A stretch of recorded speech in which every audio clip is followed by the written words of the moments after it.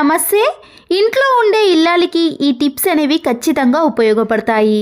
మొదటి useful tip, కొన్ని బ్లౌజులు అనేవి లూజ్ అయిపోయినప్పుడు అవి భుజం మీదకి వెళ్ళి జారుతూ ఉంటాయండి. ఇలాంటి బ్లౌజులను మనము బయటకి వేసుకున్నప్పుడు సర్దుకోవాల్సిన పని కూడా ఏర్పడుతుంది. అలా కాకుండా స్టిఫ్గా భుజానికి అతుక్కొని ఉండాలంటే ఇలా డబుల్ గమ్ టేపును వేసి బ్లౌజ్కు పెట్టేసామనుకోండి, భుజం మీద నుంచి కిందికి జారకుండా ఎన్ని గంటల సేపు అయినా అలాగే ఉంటుంది. ఇలా మనము స్టిచ్చింగ్ వేసుకునే టైం లేనప్పుడు ఇలా అర్జెంట్ టైంలో ఇలా డబుల్ గమ్ టేపును వేసుకొని మనము యూస్ చేసుకోవచ్చు. కొబ్బరి చిప్పల నుంచి కొబ్బరిని సపరేట్ చేయాలంటే చాలా ఇబ్బంది పడతాం కదండి. ఇలా మనము కొబ్బరి చిప్పను డీప్ ఫ్రిడ్జ్లో ఒక రోజంతా కానీ లేదా 12 అవర్స్ పాటు అలాగే పెట్టేసి మనకి కావాలన్నప్పుడు తీసుకున్నాం అనుకోండి, ఇలా కొబ్బరి చిప్ప నుంచి కొద్దిగా సపరేట్ అవుతుంది. ఆ తర్వాత మనము ఇలా ఈజీగా నైఫ్ని అటు ఇటు తిప్పుతూ ఇలా కొబ్బరి చిప్ప నుంచి ఈజీగా సపరేట్ చేయవచ్చు. దీనికోసం చాలామంది కొబ్బరి చిప్పను స్టవ్ పైన పెట్టి వేడి చేసి తీస్తారు కదండి. అలాంటి దానికంటే ఈ టిప్ అయితే చాలా బెస్ట్గా ఉంటుంది. ఈ దారపు రీల్స్ అన్నిటినీ మనము ఒక బాక్స్లో వేసుకున్నా కూడా దాని కొన భాగం అనేది వేరొక రీల్కి చుట్టుకొని చిక్కుబడిపోతుందండి.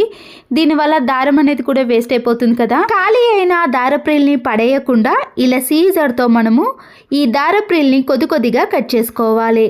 ఇలా కట్ చేసుకున్న ఈ భాగాన్ని తీసుకొని మధ్యలో మనము మరొకసారి కట్ చేసుకున్నాం అనుకోండి, ఇలా ఓపెన్ అవుతుంది కదా.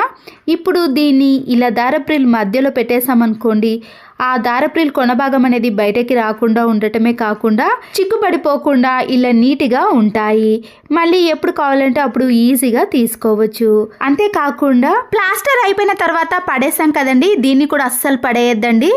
ఇలా సిల్క్ దారాలు ఉంటాయి కదండి, దీని దారం అయితే ఇంకా సిల్క్గా ఉండటం వలన దాని కొన భాగం అనేది పూర్తిగా బయటకు వచ్చేస్తుంది.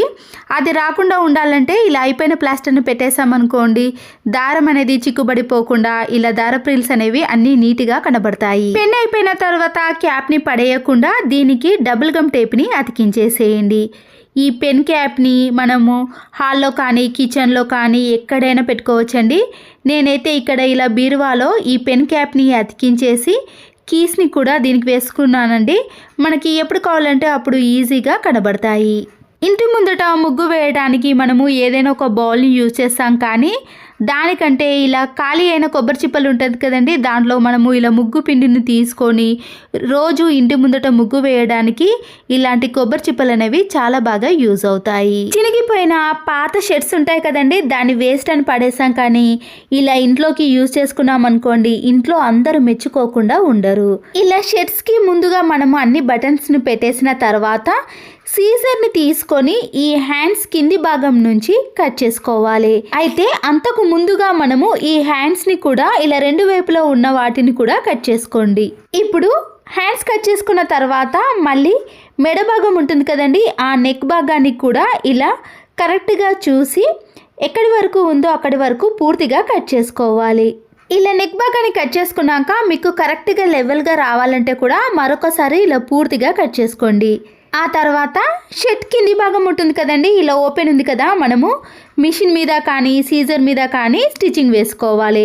అలాగే నేను పైన కూడా స్టిచ్చింగ్ వేసేసానండి. నెక్ భాగం కట్ చేసాం కదా, ఆ రెండిటికి ఇలా ఓపెన్ ఉన్న దాన్ని పూర్తిగా ఇలా స్టిచ్చింగ్ వేసుకోవాలి. ఇప్పుడు ఈ షర్ట్ అనేది ఎక్కడో ఓపెన్ లేదు కదండి, మనం తీయడానికి ఇలా బటన్స్ని ఓపెన్ చేసామనుకోండి, అది పూర్తిగా ఓపెన్ అవుతుంది. ఇప్పుడు ఇలా రివర్స్లో తీసి మనము దీంట్లో దిండును పెట్టేసామనుకోండి, చూడడానికి కూడా చాలా నీట్గా కనబడుతుంది. ఇలా పాత షర్ట్స్ అనేవి పాడవకుండా ఇంట్లోకి యూజ్ చేసుకోవచ్చు. పిల్ల కవర్స్ని మనము బయట కొన్నా కూడా అవి చాలా పల్చగా ఉంటాయి, కానీ ఇలా షర్ట్స్ అనేవి మందంగా ఉండటం వలన మనము కొన్ని ఏండ్ల వరకు కూడా వీటిని యూజ్ చేసుకోవచ్చు. ఈ బటన్స్ అన్నీ పెట్టేసిన తర్వాత ఇలా మనకి పిల్లో కవర్ అనేది రెడీ అయిపోతుందండి. ఇలా ఇంట్లో ఎన్ని రకాల షర్ట్స్ ఉన్నా కూడా మనము పాడేయకుండా ఇలా ఇంట్లోకి చాలా రకాలుగా యూజ్ చేసుకోవచ్చు. అంతే కదండి, ఈ షర్ట్ కట్ చేసినప్పుడు ఇలా హ్యాండ్స్ని కూడా కట్ చేసాం కదా, దాంట్లో ఒక హ్యాండ్ని ఇలా కట్ చేసుకొని కొబ్బరి చీపురు కట్టకు కట్ చేసుకున్న ఈ షర్ట్ హ్యాండ్స్ని పెట్టేసామనుకోండి, మనము పట్టుకోవడానికి చాలా గ్రిప్గా ఉంటుంది. కొబ్బరి చీపురు కట్ట మన చేతికి తగలకుండా ఇలా ఎంతసేపు క్లీన్ చేసుకున్నా కూడా మనకి చేతులు అనేవి నొప్పి పెట్టకుండా ఉంటాయి. ఇంకొక షర్ట్ హ్యాండ్ని తీసుకున్నానండి, దానికి ఇలా కింది వైపున ఓపెన్ ఉంటుంది కదా, దాన్ని ఇలా స్టిచ్చింగ్ చేసుకున్నాను.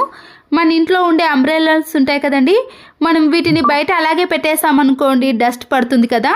ఇలా మనము ఈ హ్యాండ్లో పెట్టేసుకొని పైన ఓపెన్ ఉండకుండా ఒక రబ్బర్ బ్యాండ్ను వేసుకొని ఏదైనా మేకు కానీ హ్యాంగర్కి వేసామనుకోండి, మళ్ళీ వర్షాకాలం వచ్చే వరకు కూడా ఈ అంబ్రెల్లాకు డస్ట్ పడకుండా ఇలా నీట్గా పెట్టుకోవచ్చు. స్కూల్కి వెళ్ళే పిల్లల సాక్సులు కానీ ఆఫీస్కి వెళ్ళే సాక్సులు ఉంటాయి కదండి, అన్నిటినీ మనము వాషింగ్ మిషన్లో ఒకేసారి వేసామనుకోండి వెతకాల్సిన పని కూడా ఉంటుంది కదా. కూరగాయలకు కానీ ఫ్రూట్స్కు వచ్చే నెట్ ఉంటుంది కదండి, దాంట్లో ఈ సాక్సులన్నిటినీ కూడా ముడివేసి మనం వాషింగ్ మిషన్లో వేసేసామనుకోండి వెతకాల్సిన పని కూడా ఉండదు. ఆరబెట్టేటప్పుడు కూడా మన పని అనేది చాలా ఈజీ అయిపోతుంది. మన ఇంట్లో ఇలాంటి ఒక దువ్వెన డబుల్ గమ్ ప్లాస్టర్ ఉంటే అయిపోతుందండి, మన పని కూడా చాలా సులువైపోతుంది. ఇలా కొద్దిగా డబుల్ గమ్ టేప్ని ఈ దువ్వెనకు ఇలా అతికించేసి మన ఇంట్లో ఉండే విండోస్ని కానీ ఎక్కడైనా వెంట్రుకలు కానీ డస్ట్ అనేది ఎక్కువగా పడినప్పుడు ఇలా దువ్వెన సహాయంతో క్లీన్ చేసుకోవచ్చు. దీనికోసం మనము ఏదైనా క్లాత్తో క్లీన్ చేసి మళ్ళీ ఆ క్లాత్ని వాష్ చేయాల్సిన పని కూడా ఉంటుంది కదా, అలాంటి పని కూడా ఏది ఉండకూడదు అంటే ఇలా దువ్వెనకి ప్లాస్టర్ వేసి విండోస్ని స్లైడింగ్ డోర్స్ని క్లీన్ చేసుకున్నాం అనుకోండి, మన పని అనేది చిటికలో అయిపోతుంది. ఇంట్లో ఎక్కడ డస్ట్ కనిపించినా కూడా ఈ టిప్ అనేది చాలా బాగా యూజ్ అవుతుంది. తర్వాత ఇవన్నీ కూడా ఇలా నీట్గా కనబడతాయి. ఇంట్లో కూల్ డ్రింక్ బాటిల్స్ చాలా ఉంటాయి కదండి, ఇలా వీడియోలో చూపించిన మాదిరిగా క్యాప్ కింది భాగం వరకు మాత్రమే కట్ చేసుకోవాలి. క్యాప్ కింది భాగాన షార్ప్గా ఉందనుకోండి, కొద్దిగా వేడి చేసామనుకోండి షార్ప్నెస్ అనేది తగ్గిపోతుంది. ఇలా మరొక క్యాప్ని తీసుకొని ఇలా కట్ చేసుకున్న బాటిల్కి పెట్టేసుకున్నాం అనుకోండి, మనకి ఒక చిన్న బాక్స్ అనేది రెడీ అయిపోతుంది. మనము ఎక్కడికైనా బయటకు వెళ్ళినప్పుడు డైరెక్ట్గా ఆ వస్తువులను పెట్టుకోకుండా మనకి ఎంత కావాలనో అంత మాత్రమే ఇలా కట్ చేసుకున్న బాక్స్లో వేసుకున్నాం అనుకోండి, మనం తీసుకెళ్ళడానికి చాలా వీలుగా ఉంటుంది. ఇలా హ్యాండ్ బ్యాగ్లో మనము ఎన్నైనా కూడా పెట్టుకోవడానికి చాలా కంఫర్ట్గా ఉంటాయి. పౌడరే కాదండి, కుంకుమ కానీ క్రీమ్స్ కానీ ఇలా మనం తయారు చేసుకున్న దాంట్లో ఎన్నైనా పెట్టుకోవచ్చు. ప్రతిరోజు వంట చేసేటప్పుడు ఇలా కూరగాయలను కట్ చేసాం కదండి, మళ్ళీ దీన్ని చీపురు కట్టతో క్లీన్ చేయాల్సిన పని కూడా ఏర్పడుతుంది.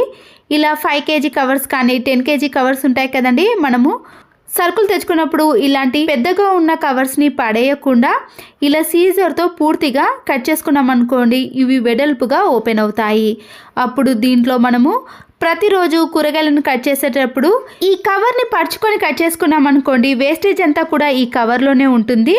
డైరెక్ట్గా మనము ఈ కవర్ని తీసుకెళ్ళి డస్ట్బిన్లో పడేసామనుకోండి, మళ్ళీ ఇల్లు చిమ్మే పని కూడా అస్సలకే ఉండదు. ఇంట్లో ఇలాంటి దువ్వెనలు ఉన్నప్పుడు మేకును మనము ఎక్కడైనా బిగించాలి అనుకుంటే ఇలా దువ్వెనలో ఇలా మేకుని పెట్టేసి ఎక్కడైతే మేకును బిగించాలనుకుంటున్నామో ఆ ప్లేస్లో ఇలా దువ్వెన సహాయంతో మేకును బిగించవచ్చు.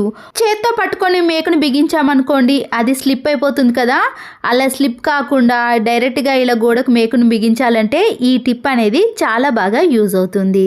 ఈ మేక్ కూడా లూజ్గా ఉండదండి, ఇలా టైట్గా గోడలోకి వెళ్ళిపోతుంది. అంతేనండి, ఈ టిప్స్ అన్ని మీకు నచ్చినట్లయితే తప్పకుండా ఒక లైక్ చేసి మీ ఫ్రెండ్స్కి కానీ రిలేటివ్స్కి షేర్ చేయండి. మరో యూస్ఫుల్ వీడియోతో మళ్ళీ కలుద్దాం. Thanks for watching.